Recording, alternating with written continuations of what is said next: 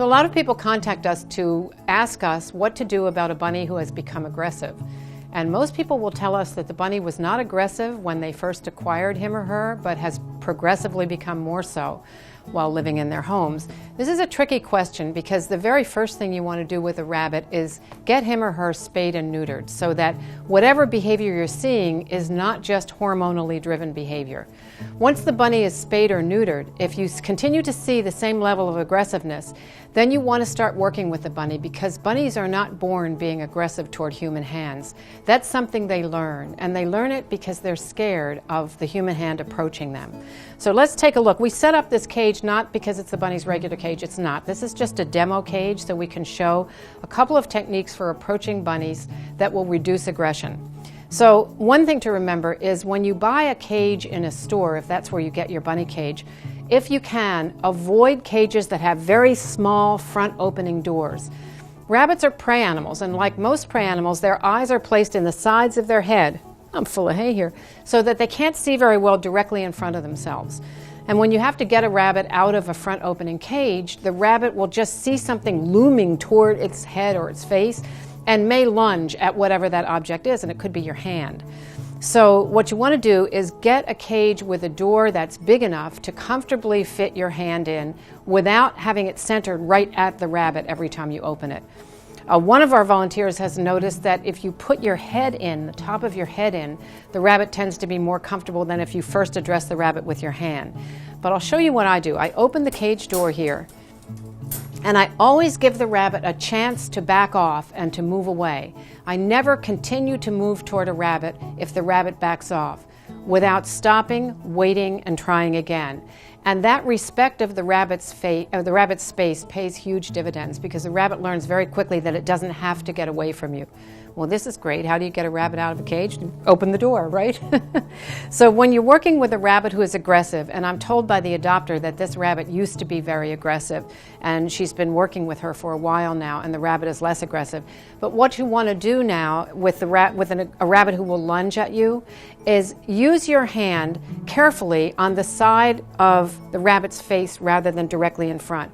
So you bring your hand in. Let's see, how will we arrange this? Loretta, may I have you? There you go.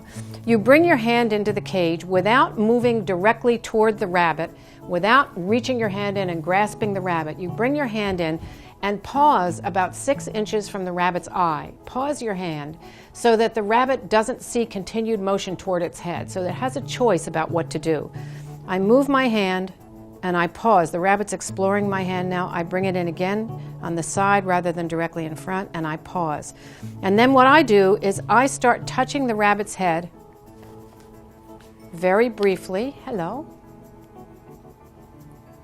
Hello. You're very cute. There. I touch her head and I remove my hand. I touch it and I remove my hand. Touch, remove my hand. Touch, remove my hand. Touch, remove my hand. Why am I doing this? Because I am removing my hand to keep under the rabbit's threshold of tolerance. The rabbit may or may not want you touching her head, and you're giving her an opportunity to react and let you know what she wants. If I touch and remove my hand and touch and remove my hand, and then I bring it in and the rabbit turns toward it, she may be asking me to move it out, or she may be asking me for more grooming. In this instance, she's asking me for more grooming because she pushed at my hand and then she settled back down, like, don't stop now. Let me try it again. I'm in her space, so I'm being very careful and respectful of her. May I touch your head? Good girl. Good girl.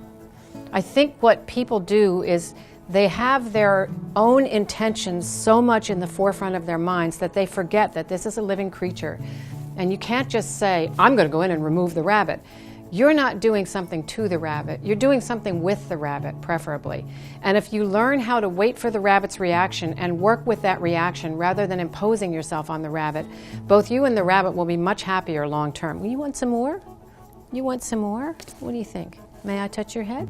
I know rabbits don't speak English, but I always say, may I touch your head? May I touch your head? And I wait for them to show me with their body language whether they want to be touched or not, and if they do want to be touched, how long they want to be touched. I think anyone who's worked with cats, and many rabbit owners seem to have worked with cats in my experience, people know that when you stroke a cat, there are what we call 3-stroke cats, 5-stroke cats. You stroke a cat and you get to a certain stroke and that's it. That tail will start flicking back and forth and the cat will dramatically let you know that he or she has had enough. Rabbits let you know in different ways, and they'll do it by pushing at your hand, pushing it out of the way, lunging at you, whatever. But you have to become as skilled at interpreting body language from rabbits as you are at interpreting body language from other creatures. So again, you want to bring your hand in, wait for the rabbit's reaction, ask her permission, either with your voice or with your body, and remove your hand before she removes it. What you don't want is to stay on the rabbit's head so long that she is taking her head and thrusting it to get rid of your hand. That's a rabbit who's past her threshold. You've been there too long. Here she's coming to explore me. Hi. Hi. May I touch your head? May I? Thank you. And she settles down. You probably can't see her. I'm going to pick this up so that you can see her. The change in her body posture, she just settled down. I know, I took your litter box away. She settled down and flattened herself on the towel in a very relaxed posture, which indicates to me that my touching her is pleasurable rather than frightening.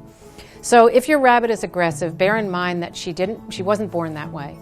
She didn't get aggressive overnight. She got aggressive over time as a means of keeping hands away from her and keeping herself safe. She's not mean. She's not going to hurt you. You just have to work with her really carefully and respectfully until she realizes that hands are not going to grab her every time she sees them. Right? Are hands going to grab you? No, they're not. Let me see your face. Oh, what a good girl you are. What a good girl.